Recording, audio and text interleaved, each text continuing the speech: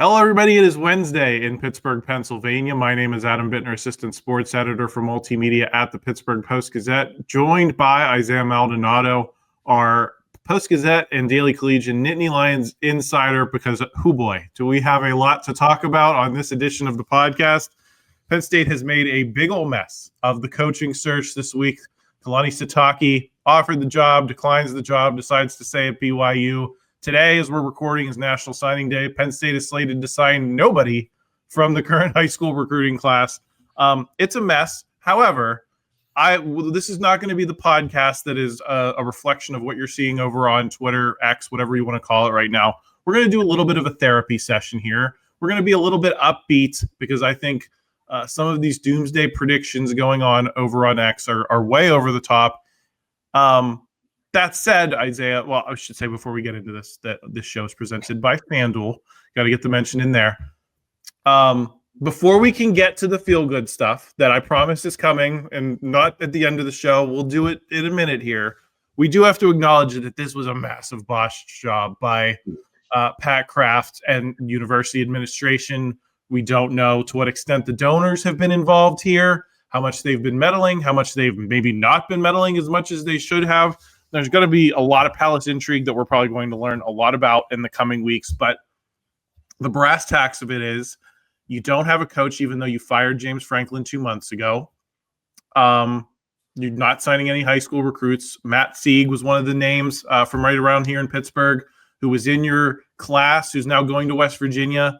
You're not even losing him to Virginia Tech. You're losing him to a school you would beat for that prospect 95% of the time. So it's bad, and I'm not going to sugarcoat it. And Pat Kraft has messed this up in massive ways. Do you have a reaction to that, first of all? Because to me, I think what's really been lost here is the ability for a quick transition. I thought when you fired James Franklin, the benefit was you could have a new guy in place. You could import a program to some degree, import a recruiting class, add some guys from the portal, and just kind of keep the momentum of the program going. Yes, you have this disruption of losing James Franklin, but you don't lose everything that he had built in terms of building the program. Now I think you are starting to some extent, not from square one, but from, on if there's 10 squares, maybe square 5, you've gone backwards as a program. There is going to be a bit of a rocky transition here. That doesn't mean that this is completely unsalvageable, but they did hurt themselves here, Isaiah. No, absolutely. I mean, it's going to be a buffer period for Penn State. I think that much is undebatable. I think when we look at Pat Kraft, what everybody was saying when James Franklin was fired was there was obviously a mix of reactions to him being fired. Some understood, much like myself. I said earlier on the podcast that I just feel like James Franklin had reached his ceiling, but he wasn't the kind of coach that you fire without having a solid plan in mind. You can't negate what he's been able to do, being tied for second all-time program wins for Penn State football, the Big Ten championship in 2016, the first college playoff football appearance for Penn State under the new format. There's so much good that James Franklin did, especially when you just look in terms of keeping them competitive, the turnover to the NFL, being able to coach and train up these top guys. He's not somebody that you just fire on a whim because you guys are doing bad on one season. And it looks like the more and more time goes on, it looks like that's really what was done. I, much like a lot of people, was on board with firing midseason because I had very similar hopes to you in terms of, I first, we didn't know what Terry Smith was going to be able to do. And realistically, you probably wouldn't even like to have seen him got as much of opportunity as he did. You would have wanted to have a guy come in significantly quicker and be able to have those conversations about, okay, he's already in talks. He's already in communication with the team. You can get an idea of who you're going to build the program around, what kind of identity you want the team to have. But this team is no longer Franklin's team. It's Terry Smith's teams now. And I think it's only shifted away from which exactly you mentioned of that smooth transition. I think some of the players' reactions to other coaches with how heavily they've been backing Terry Smith, there's a lot of inner turmoil in the locker room. It's a lot of turmoil from people just looking around at all of these coaching candidates. And it's consuming chaos. And I think for that point, or for that perspective, you really do have to look at Pat Kraft and just say, what are you doing? You would have liked to see your athletic director have a much more solid grasp on the direction that the program was going to head in, moving on from James Franklin. And it really looks at this point that he just fired him, knowing that, there needed to be some new leadership, but having no idea where it was going to come. And I think we're seeing that especially now. It was an emotional decision. I mean, in hindsight, and I think and that's kind of what I'm getting from actual Penn State fans and not carnival barkers from Barstool and various influencing spaces in college football is, a lot of people don't regret what happened, but they regret that it was an emotional decision and there was clearly no plan.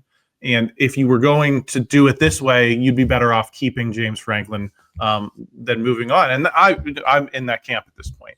I think James Franklin would be preferable to the situation that you have now. So, but we're not living in that world. You can't undo what they've done. So we've got to move forward here a little bit. And so I want to talk a little bit. We'll talk about Pat Kraft in a second, but here's why I am not panicking. And you've got, like I mentioned, there's a lot of people on social media right now, and it's different than the last time Penn State changed coaches, both in 11, 12, late in that period. And then when you replaced Bill O'Brien a couple years later, there's been a proliferation of BS that is floating around from people who do not know what they are talking about, who pretend to have sources that do not, interlopers. Like I've been reading, this guy was a random guy from Barstool, all of a sudden is plugged into every single program in a way that like Brett McMurphy, all these other people are not. Like and they're the ones telling you that Penn State is going to stink for 10 years, which was exactly what I was told at the time of the Jerry Sandusky scandal, which I lived through it. I was at Penn State at the time. I was working for the Collegian. That was not true. And it was a lot worse back then, Isaiah, when you had people going to prison, you had trials going on constantly, you had people who are not in college football spaces destroying Penn State in the media. Yep. It was a lot worse back during the Jerry Sandusky scandal than whatever Penn State is going through now.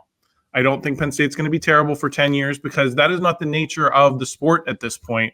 I know people are really upset about this high school recruiting class, but listen, half these kids were going to transfer in 2 years anyway. That's just statistically how this works, even if you had kept James Franklin. Most of these kids were not going to stay in the program. Are you going to lose out on some guys that might have been solid pillars of the program? Absolutely. You're going to be worse for not having this high school recruiting class in place or not having some other coach's high school recruiting class in place.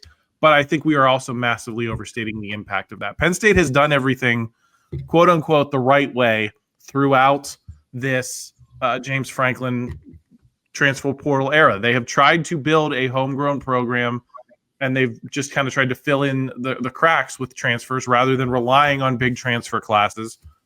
People believe that's the right way to do things, but statistically speaking, that's not even necessarily true. Texas Tech, Oregon, many of the teams that are in the college football playoff mix this year are incredibly transfer heavy. So I look at that and I say, yeah, you've set yourself back, but you can come back from this. We have seen Penn State do it in much worse circumstances because basically the rules that Penn State was playing under in 2012, 13, 14 were the rules that everyone is now playing under, of like free transfers, all that. That's what Penn State had to deal with by itself. And it was able to build back from that because this was a brand that players wanted to buy into, a program that they wanted to play for. I don't think that that's going to change. I think you just need to start seeing the ball go through the hoop with whatever, the next coach puts in place. So I am not as pessimistic about Penn State's position overall. I just think you're talking more about a situation where I think you are going to be not great probably next year, maybe going into 2027. You're going to have to reshape the roster to some degree, but I think the doomsday predictions are a little over the top. I saw one guy saying, well, you've fallen behind Ohio State, Michigan, USC, Oregon, Indiana. You're going to be a mid-pack Big Ten program. I don't know that that's necessarily true. Indiana's been good for like a year and a half. Like, let's not get carried away in terms of what they've given Frank Signetti $1 gajillion. How's that going to impact a school's NIL budget? Oregon's pretty good. Penn State has played very competitively with them. You went to USC, you beat them last year. Maybe they're going to be better for you the next couple of years, but I don't think those programs overall are so far surpassing you that Penn State can't get back to that level. Yeah, no, I mean, I think all the programs that you just listed would be better than Penn State for, the next year to 2 years. Absolutely. Like, regardless of Curt Cignetti's contract, it's the name that he's building. It's the brand that he's building. As long as he's there, Indiana is going to be competitive. But I wouldn't go as far as to say that he's going to, keep Indiana better than Penn State for the next decade to come. USC for sure isn't going to be better than Penn State for the next decade to come. Penn State has, they have a hole to dig themselves out of. When there's been 22 commits that have just, that class of 22 commits has shrunk down significantly since Franklin's dismissal. You've seen a lot. A good number of them have flipped to VT. I agreed with you there. I didn't think it was going to be everybody, but I knew there was going to be a handful of guys, especially a lot of those 3-star guys who were going to struggle to get a better opportunity, being able to go to a school like VT. But to your point, the state of college football is not one that is dominated by the young guys. So it isn't going to be something that really affects Penn State too drastically to begin with. Even if you look at just some of the guys that Penn State was able to bring in this year, like Amari Campbell was probably one of the very best portal additions this entire season. He's been consistently just like the rock that Penn State linebacker room needed, especially after Rojas went down. You can say what you want about the receivers, but especially when Grunt got in the mix, they started to look a lot better. Devontae Ross, we saw some things from Trebor Pena. We never knew we were getting with Kyron Hudson in the first place because he was never a standout guy at USC. But overall, we've seen transfers be able to come in and make some very, very significant marks on a program. And that's the state of college football now. These 3-star guys, 4-star guys, unless they really came in and dominated, weren't going to be put on the field right away and be put in a position to keep Penn State viable and keep Penn State competitive, especially those 3-star guys. And that's just the truth. Like, one of the biggest surprise stories of Penn State this season was Darius Dixon, a former 4-star, highest rated corner since I believe 2017, 2016, around that area. And he's been great, but it took him, a good length of time to be able to break his way in and get to that 40-plus snap opportunity that he's at now. And it also came with some lack of performance from other players. AJ Harris getting taken out of a game or two due to some poor performances or poor plays when they let up a touchdown. It's all contingent upon the current situation at that school. And you can say that maybe some of those 3-star guys are going to get a lot more opportunity because Penn State is probably going to go through a little bit of a rough transition. But at the end of the day, the brand of Penn State itself is going to be able to attract some guys in the transfer portal, especially ones that are looking for opportunity. And when you transfer to a rebuilding Big Ten school that at least has some semblance, especially, once again, it really does determine about what this head coach position looks like, because, you're not going to be able to attract people without a solid idea of what the identity of that team is going to look like, the identity of what that school is going to look like. There probably are some guys that would really like to play for Terry Smith, seeing what he's been able to do these last 3 weeks, especially, approaching this bowl game. And we're gonna talk about that in a little bit. But there are guys that would want to play for him, but don't have that set in stone because they don't know if he's going to be there. And there's going to be guys who are going to want to play for whoever comes in this debate. A lot of the names have dwindled down significantly. So at this point, I'm the most in favor of keeping Terry Smith now, because it seems like all of the top candidates for Penn State have really fallen off the face of the earth, signed new jobs. So they need to get a guy at the helm quickly, because that's what's going to be able to put this program in a spot where they can at least start to rebuild. Right now, there's just so much turmoil because everything that they're quote unquote building doesn't have any substance, because you don't know if it's going to stay that way. The moment they get somebody at the helm is when we can start to see Penn State kind of, put one foot in front of the other and get back to being at least a solid team in the Big Ten. And even this year, they finished 500. It's not the worst thing you've ever seen, but still far from what their original expectations were. Yeah, I think the thing is you're going to have an identity regardless of who you hire. We're going to talk about Brian Dable here in a second. We're going to talk about Jeff Brom, Bob Chesney, Brian Hartline, some names that they did get, some names they didn't get, or maybe didn't get. We'll find out. So we're going to get into all of them. But the identity is just not going to be what people wanted originally or what the expectation was because of how you've handled things. So, but they will have one, and people will be able to gravitate toward it, and it will get better. And so I want to be somewhat therapeutic for people here and not just go straight to pushing the panic button, as a lot of people are, for attention. And I don't need the attention. I've been at the Post-Gazette where I want to be. I'm good. So I'm just going to tell you from my heart that I think things are going to be okay in the long run, or the intermediate run. Next couple of years might be rocky, but this is what people wanted. So we're going to have to find out, how Penn State is able to bounce back from this. Isaiah, let's talk a little bit about Pat Kraft here. How much trouble should he be in? I know there's a lot of people screaming fire Pat Kraft, and I think he has acted a fool. He bungled the Micah Shrewsbury situation in basketball right at the beginning of his tenure. People forget that. He bungled that massively with letting Shrewsbury go, not having the NIL situation rectified even vaguely to, his liking. You end up hiring Mike Rhodes, who has not done well. So that is on his ledger. The act of him being on the sideline of every sporting event, and clapping hard and doing the macho guy thing I've never bought it. I've thought it's a little too much. Do your job right. Get decisions like this right. That's your job, is to sit in the office and do these things and do the work and not be doing this performance art. That said, I think if we've learned the lesson of the James Franklin firing, it's to not do things emotionally. And this guy is signed through I think 2032.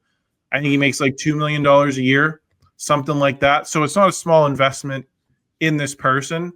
I personally think someone's got to shake him and say, you got to start doing the job the way it needs to be done and do a little less of the performance art and, humble yourself a little bit and realize that maybe you don't have as many answers as you think that you do. But I'm not ready to say the guy needs to go, because Penn State doesn't, I think, need another emotional decision. There have been good things. You have this wrestling dynasty rolling. You got Gavin McKenna in here on the NIL. I think Pat Kraft has done a lot since that Micah Shrewsbury moment to build Penn State's NIL to the point that you were able to retain a lot of talent this year for football, even though it didn't work out. You bring in Gavin McKenna for hockey. You win the national title in volleyball. He's not a total disaster. He's just not maybe as good as he thinks he is. And if he can humble himself, I'm willing to give him another chance, because that's a lot of money you owe the guy. I think you owe it to yourself to find out if he can figure this out. And maybe he'll end up making a decent football coach hire. And we're having a different conversation in a week. Maybe it's not what people wanted, but maybe it's not the disaster it looks like right now. Yeah, no. I mean, when it comes to Pat Kraft, there's no doubt he cares. There's no doubt he's passionate.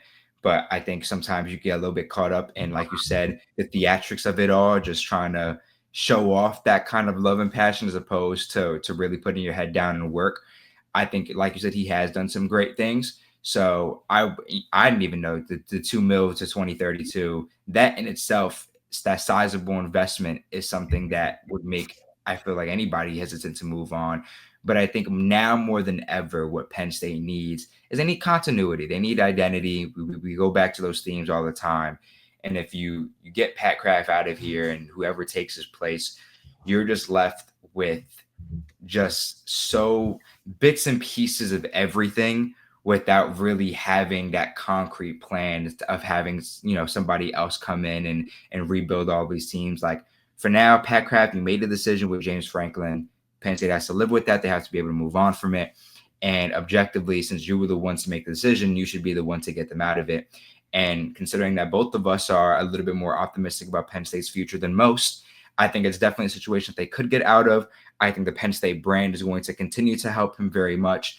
When you look at other sports, I mean, basketball is not too bad right now. Caden Mingo is looking amazing. If they're actually able to get Dylan Mingo as well, I think that in itself, I might not be the biggest Mike Rhodes fans as a coach, but there's no doubt that he's still been able to attract talent. And once again, I think in basketball is even worse than football when it comes to the portal, because I think that is really a sport where it's a matter of, now all of the top teams that are competing to, win a championship, take home the trophy at March Madness. All of those teams are going to be, guys that are 20, 21 years old. It's really rare at this point to see freshmen leading the charge. You got a lot of good freshmen this year, so you're going to see a little bit of mix of that. But I think bringing in Caden Mingo, being able to get a recruiting class like that with Mike Rhodes, I think that's something that's positive on Pat Kraft's resume. You look at Gavin McKenna, just last year, regardless of the collapse of volleyball this year for Penn State with Izzy Stark, headed for the portal, resting out for the season. There's still a lot of good that he has done across the board. Wrestling is undisputed, like Penn State's bread and butter at this point. It's been that. So when you look at everything from top to bottom, there has been a good amount of success. And I think football is, the sport that Penn State is undoubtedly most known for, aside from wrestling. I think obviously wrestling doesn't have as big of a national appeal on the grand scheme of things as a sport like football, but in terms of a regional or local, like it's huge, and Penn State dominates in that capacity. So you take the wins where you can get them. You want to be able to get Penn State football back where it was. And once again, you made the decision. You got to be the one to get Penn State out of this. I think it is a comebackable situation, if you want to know. It's not a word, but whatever. It's not dead in the dirt. There's a way to get out of this. And like you said, you got to get somebody in there very quickly to be able to give Penn State some semblance of a team that knows what they're doing.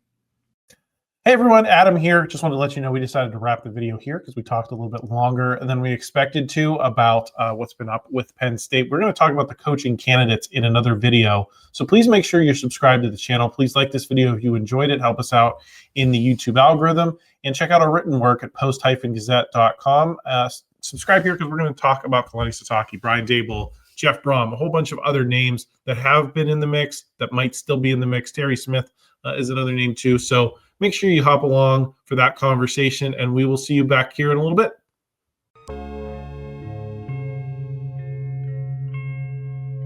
Thank you for checking out this content from Post-Gazette Sports. If you watch this video on YouTube, please like the video and subscribe to our channel.